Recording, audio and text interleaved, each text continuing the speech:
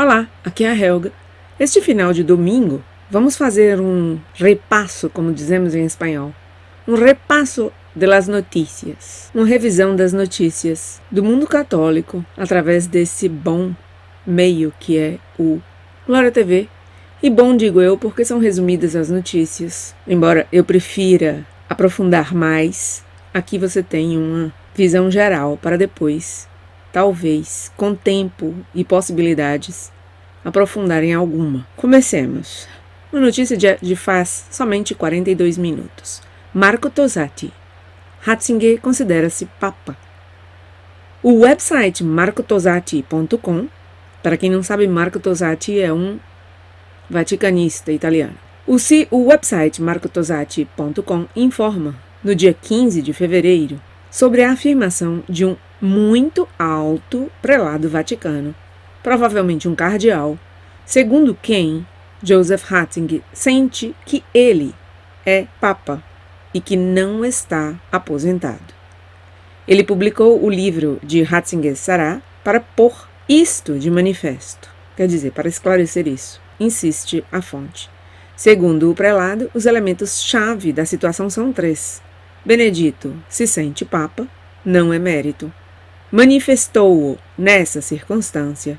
O Papa Francisco o entendeu e teve medo. Segundo o prelado, Francisco compreendeu isso e se assustou, o que levou-o a mudar o texto de Querida Amazônia, que é assim que se chama, para os que não sabem, a exortação apostólica pós-sinodal referente ao tão famoso já Sínodo da Amazônia, que teve lugar entre os dias 6 e 27 de outubro de 2019, que este canal acompanhou do início ao fim e sobre o qual tem uma playlist de mais de 70 vídeos. Sigamos. O problema é que Ratzinger se ocupa energicamente de contradizer essas declarações. Outra notícia de há uma hora. Francisco recebe prêmio do Congresso Judeu Europeu. Vejam isto. Francisco concedeu no dia 14 de fevereiro um encontro privado a Vyacheslav Kantor, presidente do World Holocaust Forum Foundation, Fundação para o Fórum Mundial do Holocausto, e do Congresso Judeu Europeu. Se Kantor não fosse judeu, os meios de comunicação oligarcas o chamariam um oligarca russo. Ele disse que seu fórum queria tratar dos desafios morais e éticos mais urgentes de nosso tempo, como o ódio, vejam isto, o ódio, os refugiados, o extremismo e a desigualdade global, palavras-chave conhecidas, utilizadas para suprimir a livre expressão e promover a imigração, diz o Glória TV. A respeito da desigualdade global, Kantor tem um patrimônio líquido de 3 bilhões e meio de dólares. Francisco esteve de acordo com as propostas do multimilionário por causa da necessidade de proteger as gerações mais jovens da ideologia extremista.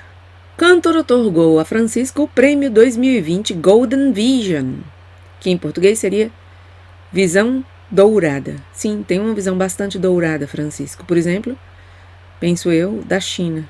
Antes de João Paulo II, os papas rechaçaram sempre esses prêmios mundiais. Termina o Glória TV. Interessante ver Francisco muito amigo dos judeus. Há um vídeo meu no qual eu mostro como ele pede a bênção, beija a mão do patriarca dos Rothschild.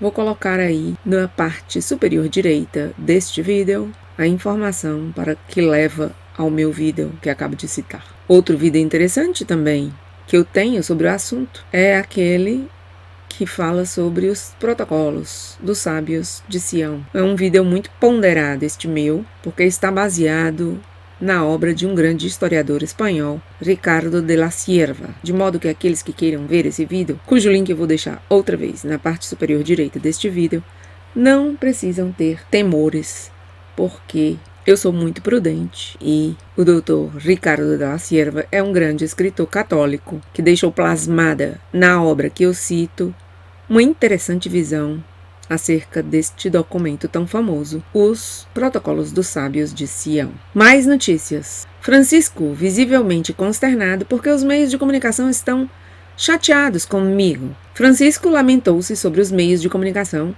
que afirmam que ele não foi o suficientemente valente para usar querida Amazônia a favor da abolição do celibato. Como se marchar junto com os meios de comunicação houvesse sido valente, diz o Glória TV. Ou inclusive que ele não escutou o Espírito Santo.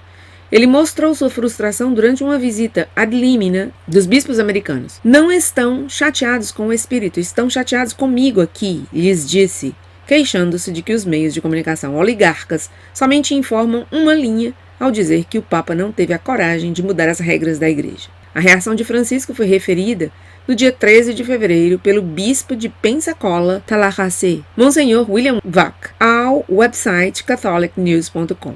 Advertiu que a consternação de Francisco era visível quando finalmente entendeu que para algumas pessoas o sínodo amazônico era sobre o celibato e não sobre a Amazônia. Mais notícias. Argentinos surdo-mudos utilizados contra Francisco para propaganda sobre abusos. A Organização de Exageração de Abuso, ECA, Ending Clergy Abuse, em português seria finalizando, dando um fim aos abusos clericais, planeja abusar de argentinos surdo-mudos para uma manifestação em Roma. A ECA foi criada por Timothy Law, um advogado de Seattle, nos Estados Unidos, depois de conhecer a David Clohessy, quem foi um americano defensor contra os abusos descrito como um mestre do engano.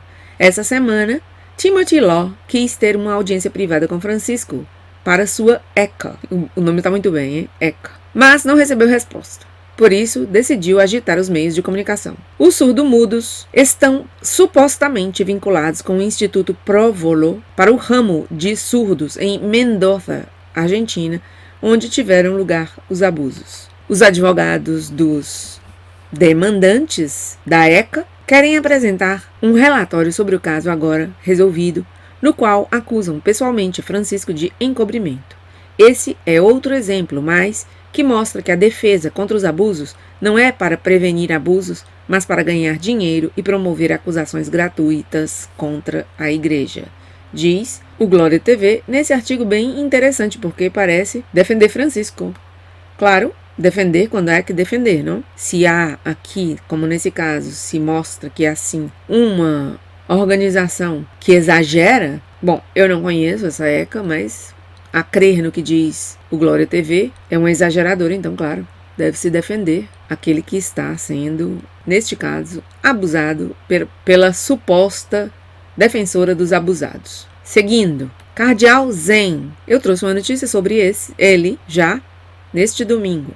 Vou deixar aqui o link para ela. Cardeal Zen, Vaticano faz tudo para entregar a Igreja ao inimigo. Os católicos, aos que se lhes permite, todavia, ainda praticar sua fé na China, são escravos, disse no dia 13 de fevereiro o cardeal Joseph Zen no website ewtn.de. Ele suspeita que a Igreja Católica clandestina vai desaparecer por causa da política equivocada do Vaticano.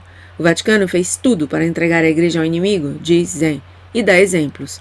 O Acordo Secreto de setembro de 2018. Eu tenho um vídeo sobre isso também, vou deixar a chamadinha aí na parte superior direita deste vídeo. A legitimação dos bispos estatais excomungados, a deposição dos bispos católicos legítimos, os alinhamentos do ano de 2019 que ordenam os sacerdotes registrar-se com a Igreja do Estado Comunista. Zen qualifica tudo isso de terrível.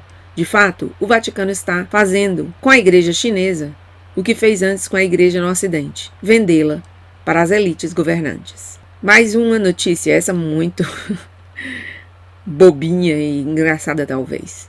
Jardim de infância. Francisco admirando as meias Harley Davidson. A falta de seriedade de Francisco, diz o Glória TV nesse artigo, esteve de novo à vista de todos, quando, durante uma visita ad limina dos bispos dos Estados Unidos, ele admirou as meias Harley Davidson do desconcertante arcebispo de Miami, Monsenhor Thomas Vansky, de 69 anos. Vansky, ele mesmo, informou isso no Twitter no dia 14 de fevereiro.